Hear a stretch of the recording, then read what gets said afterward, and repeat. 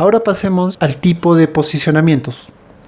Como sabemos, existen diferentes tipos o formas de posicionar, y la elección del método dependerá fundamentalmente de la precisión que se requiere alcanzar, de relación de costes que estemos manejando o los equipos disponibles que tengamos en el momento, así como el tiempo que tengamos disponible para la ejecución del proyecto. En este caso vamos a ver algunas clasificaciones. Se pueden hacer una amplia clasificación en función de muchas variables, como todos sabemos, pero sin embargo acá tenemos alguna clasificación tradicional, como la que podemos ver en este esquema, que es la que normalmente se hace en función de la observable que se está utilizando, ya sea por código o ya sea por código y fase.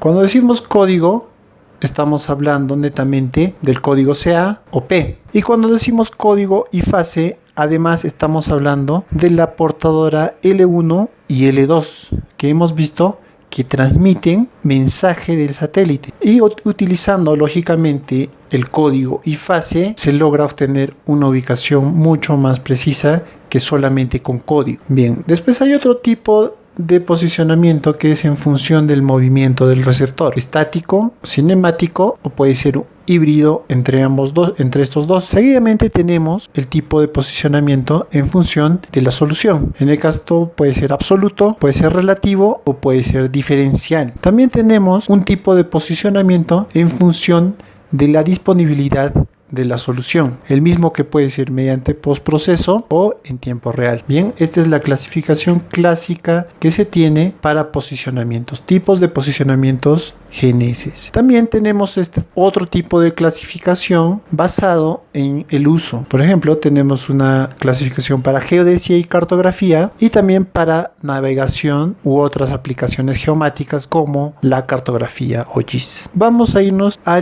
la clasificación que vamos a manejar. Nosotros vamos a ver tres tipos principales de posicionamiento: una navegación autónoma o un posicionamiento absoluto por código. Después vamos a ver un posicionamiento diferencial por código. Estos dos serían netamente de código. Y vamos a ver también un tipo de posicionamiento relativo de fase. Este ya utiliza la portadora L1, L2 y ahora también se está hablando de otras frecuencias adicionales como la L5, que son más precisas, pero que están reservadas para el sector pagado o incluso militar. Bien, y cada una de estas tiene variaciones, ¿sí? Pero vamos a ver una por una y con detalle. Primeramente veamos lo que es el tipo de posicionamiento por navegación autónoma, conocido también como solución de código. Es la técnica más sencilla empleada por los receptores GPS para posicionarse instantáneamente al usuario en cuanto a posición y altura y tiempo. Básicamente es el tipo de posicionamiento que utilizan los GPS navegadores y tiene una precisión de 4 a 10 metros cuando no se le aplica la corrección. En este método se obtiene la posición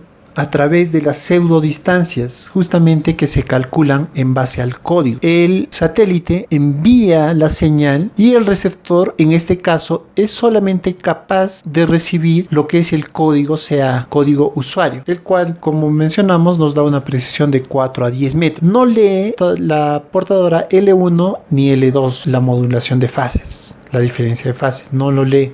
Solamente basa su ubicación en las pseudodistancias en base al código. Estos receptores son unidades pequeñas, portátiles y de bajo costo que normalmente, como habíamos mencionado, solo ofrecen código, más no fase. Bien, vamos a volver.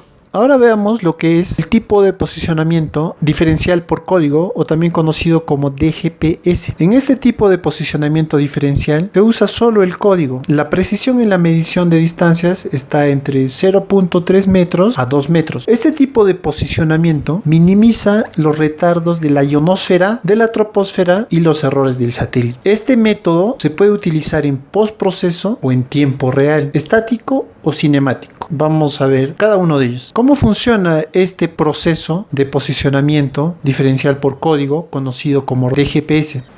Bien, ¿cómo es el funcionamiento del sistema de posicionamiento o del método de posicionamiento DGPS? Básicamente tenemos una base y un rover. El rover se ubica en un punto desconocido que queremos determinar y la base se coloca en un punto de coordenadas conocidas, como podemos ver en la figura. Se coloca la base en un punto de posiciones conocidas Se coloca, aquí colocamos la base en un punto de coordenadas conocidas. Ambos, tanto la base como el rover, deben observar los mismos satélites, como estamos viendo aquí en la figura. Aquí estamos colocando la estación base o de referencia que queremos de punto conocido, de una ubicación conocida, el cual está observando 4 satélites y está determinando su ubicación en base al código de estos 4 satélites en función a la ubicación conocida de este punto de referencia, que ha sido determinado con un grado de exactitud respetable. Es decir, no puede ser un punto que hayamos determinado, por ejemplo, con un GPS navegador, sino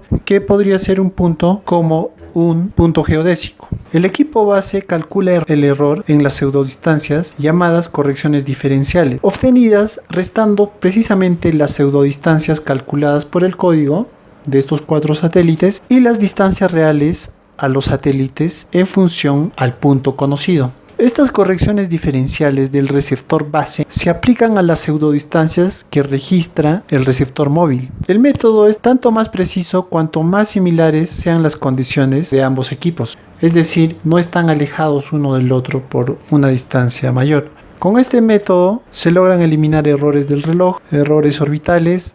Asimismo se disminuyen los efectos de la ionosfera unas 10 veces y el efecto de la troposfera unas 2 veces. Repito, esto es basado netamente en código. Este tipo de posicionamiento se pueden clasificar a su vez según la disponibilidad postproceso o en tiempo real. ¿Qué quiere decir? Que si la base tiene un transmisor, como puede ser una radio módem o un chip para transmitir vía telefónica o vía señal de teléfono las correcciones en tiempo real, entonces pues será en tiempo real. Pero si esas correcciones tomadas por la base luego en postproceso se le aplican a las mediciones tomadas por el rover y se hace la diferencia en gabinete, pues será de tipo postproceso. De igual forma, según el movimiento del receptor, puede ser en modo estático o en modo cinemático. Vamos a ver esto, vamos a explicarlo en esta parte, pero aquí estamos indicándole la clasificación.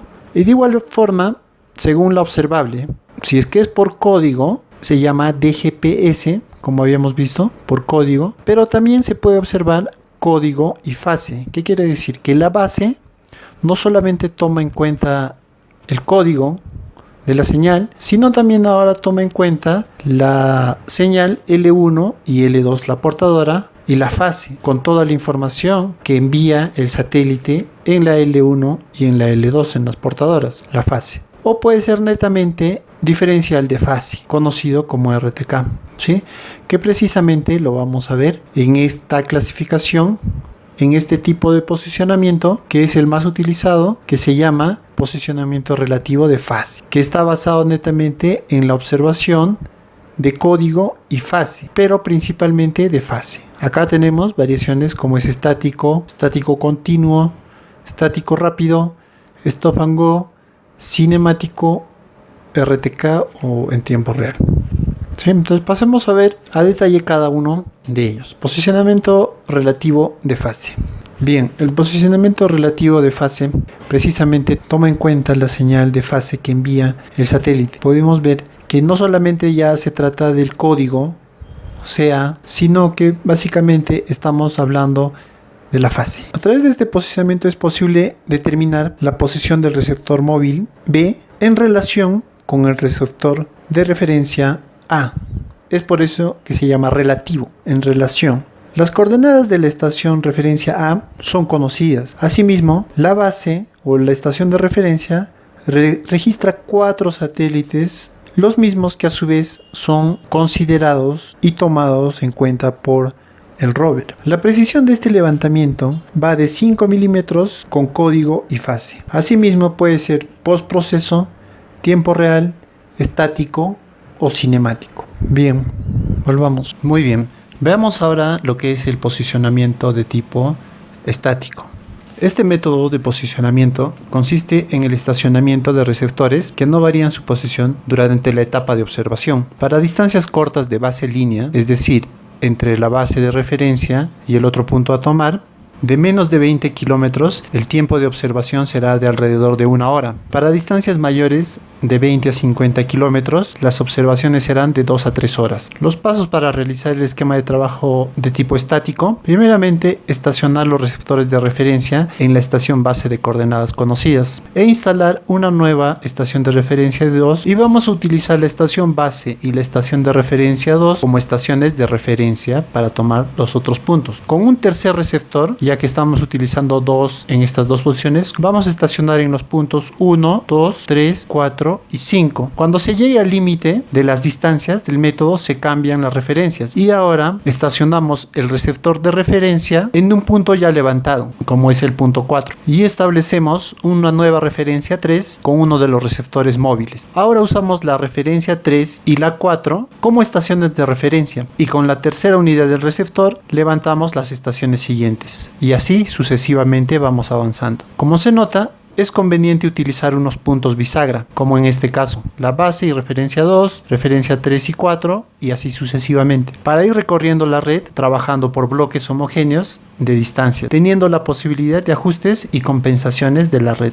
Bien, veamos ahora la variante del posicionamiento estático radial. En este tipo de posicionamiento, un receptor de referencia permanece estacionado y los demás receptores se pueden mover alrededor tomando los puntos. Asimismo, para este método no se necesita mayor planificación. Este método es utilizado en levantamientos rápidos que no necesiten mucha comprobación. Bien, volvamos. Ahora veamos el posicionamiento continuo de fase, también conocido como GNSS permanente. Este método de posicionamiento no tiene límite de distancia en la longitud de línea base. Asimismo, exige una monumentación del punto de referencia a tomarse como servicios de energía y comunicaciones, ya que el receptor es dejado de forma permanente para la captura de datos, para lo cual se pueden utilizar paneles solares, baterías o corriente eléctrica directamente instalada. En esta imagen podemos ver algunas de las partes que se utiliza para dejar los GPS o GNSS permanentes. Podemos observar en esta imagen el cable de bajada de la antena, el cual viene directamente del hito monumentado sobre el que está montada la antena del GPS, del GNSS receptor, y el cable baja directamente a la caja. Ahí se encuentra el receptor GNSS, un adaptador de corriente, un estabilizador y un switch para conectar a la base de datos, asimismo un UPS. La precisión de este tipo de posicionamiento va en el orden de los 2 milímetros. Sus aplicaciones son control de estructuras, taludes geodinámicas, riesgos naturales, volcanismos, glaciares, redes regionales de apoyo, y sus ventajas son la precisión y disponibilidad. Podemos apreciar lo que son los GNSS de rastreo permanentes ubicados en el Perú. La mayoría de países cuentan con una red similar a esta y que por lo general está a cargo de una institución pública. En este caso está a cargo del Instituto Geográfico del Perú. Vamos a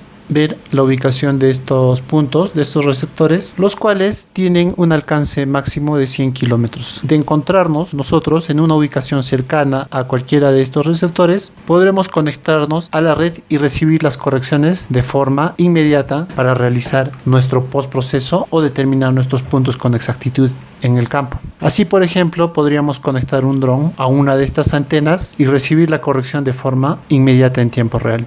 Bien, volvamos. El método de posicionamiento estático rápido. Los levantamientos estáticos rápidos se caracterizan por tiempos de observación cortos. Para este tipo de mediciones es particularmente importante que las condiciones atmosféricas sean las mismas en las dos estaciones, por lo cual no deberán estar alejadas por una gran distancia, por lo cual es conveniente que la longitud de las bases líneas sean lo más cortas posible, sin exceder de una cierta longitud máxima de línea base de 15 kilómetros. La precisión que admite este método es de 10 milímetros. Veamos, la red ABCDE debe ser medida con 3 receptores. Asimismo, aquí podemos ver la forma de posicionamiento. Nos indican que hay una red ABCDE que debe ser medida con 3 receptores.